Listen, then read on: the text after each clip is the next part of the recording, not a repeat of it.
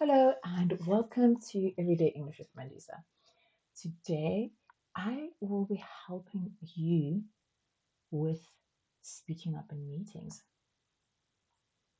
Now, let's look at this scenario. You're in a meeting, everyone is talking, you have something important to say, but you're not sure how to jump in. You wait for the perfect moment and the meeting ends. You never spoke. Today, that stops. I'm going to give you the next phrases and extra phrases to speak up in any meeting and sound professional doing it. Now,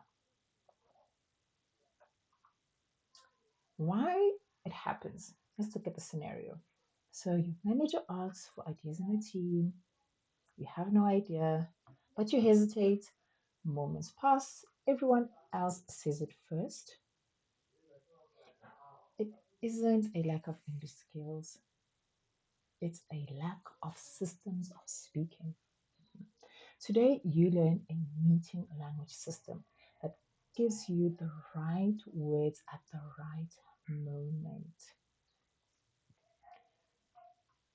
Let's look at moment number one, joining in. Here, you wait for a brief, natural pause, then speak with a calm, confident tone.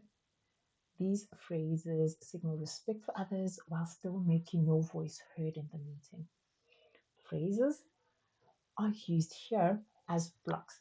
So I like to say this when you're learning English as a language, you know, as a new language or as an additional language, it's better to learn in blocks than for you to learn the grammar rules. Why? Because you speak in blocks. And if you have a system of how I speak when something happens, it becomes way effortless. Now, phrase number one. I'd like to add something. You can raise your hand and say, I'd like to add something. Or you can say, can I jump in here? Now, these phrases enter the conversation smoothly without you interrupting rudely or waiting too long. Can I jump in here? Why? Sometimes you might have a meeting where the speaker is speaking maybe from one topic and moving to another before they move to the next topic. And you can tell, especially when they're going to move to the next topic, right? You can say, can I jump in here? And they will gladly allow you to. Everyone in a meeting or in any profession, they would like to for you to add value to their meetings. Now, agreeing, moment number two. If you want to show agreement, we use these phrases to build rapport and to show active listening. Positive engagement signals that you are present, supportive, and contributing, even when you are not the one leading the discussion. Okay, and the reason why you use them is not because you're just gonna say yes. That's the boring way of doing things, right? You're actually going to engage by saying these three phrases. I completely agree. That's exactly right. You make a good point. Now, screenshot everything. You're going to use these phrases. Okay, so pick the one you like, pick the one that sounds natural to you, and then you are going to use it. Disagreeing. Now, here we want to focus on being polite and using constructive language to acknowledge the other person's ideas first, then introduce your concern calmly and professionally. How are we going to do this? Okay, let's practice. I see your point. However, okay, I'm not sure I agree. My concern is we won't meet the project's deadline. Can you see that? So we use this phrase to express a different view without sounding difficult or confrontational. Number four. This one, Hey, you could use this for asking for clarification. So most students, especially if this person is speaking too fast, you didn't understand, you want them to repeat, or maybe you need a bit of more language to brighten up the situation. You know what I mean? Because guess what? Maybe your brain is not familiar with the language. So you're looking for words that can click. Now, asking for clarification is a sign of professionalism, not weakness. Please note. It shows you are engaged, thoughtful, and focused on understanding, not just waiting to speak. All right? This happens especially in ESL learning platforms where you end up saying, I don't know, which, you know, is a bit demotivating. But instead of saying, I don't know, or what, you can actually say, would you clarify what you mean? Or you can say, can you give me an example? Now, you get more information before responding. You show curiosity and you ensure full understanding before you reply.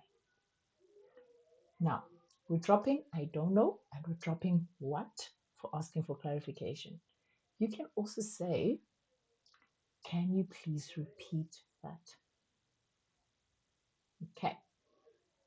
Now, I hope you screenshotted it and you're subscribed.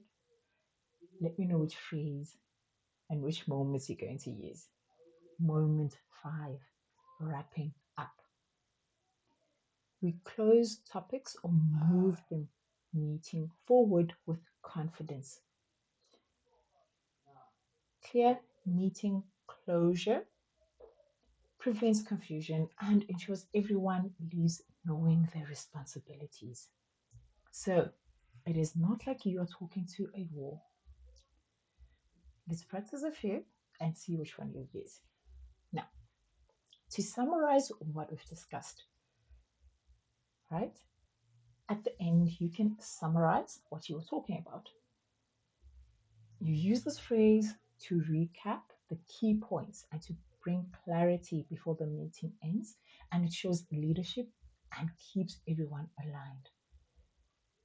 And then, what are the next steps?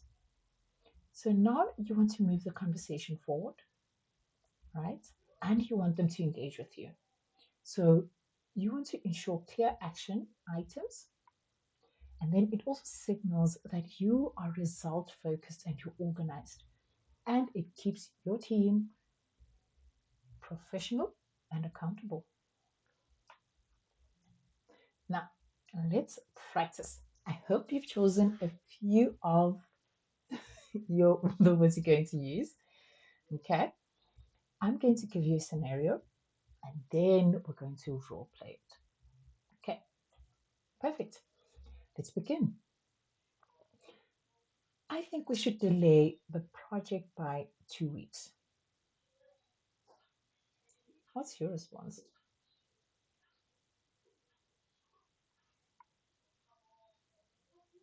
Okay, okay, all right. So, option A, you can agree. That's a good point. An extra 2 weeks will allow us to do things properly. Okay, you added your reason, or you can disagree. All right, so you can say, I don't think I would like to delay anything in 2 weeks, right? Okay, so let's look at scenario number 2. I think we should delay the project by 2 weeks. What would you say? Okay. Hmm? Mhm. Okay. And how does your response feel? Okay. All right. So you can disagree and say, I see where you're coming from. However, our clients expect us to deliver on the original date. Can we find a middle ground? Now, here's a lovely phrase you can also add. Can we find a middle ground? I love to add, how can we resolve this? Why? You want to sound polite, and this is how you actually resolve. Okay, so I think I added it in my other video where I actually said, hey, how can we resolve this? Okay, we can also add, could we find a middle ground? Okay, grammar chunks, word chunks. Use these chunks to build your system such that when you encounter and speak these words loudly by yourself, okay, or anywhere, you practice English by repeating the language. Okay, so here's your challenge and next steps. Use at least one phrase in your next meeting, write it down, put it in front of you, and use it. Okay, I'd like to add something.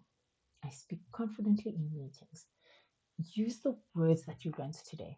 Even if you have to put two or three, use them. Why? Practice makes perfect, and you need to build an, a system that can be able to work for you.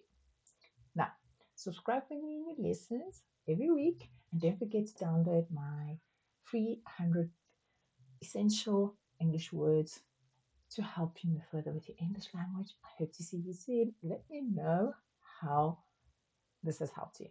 Take care. Bye.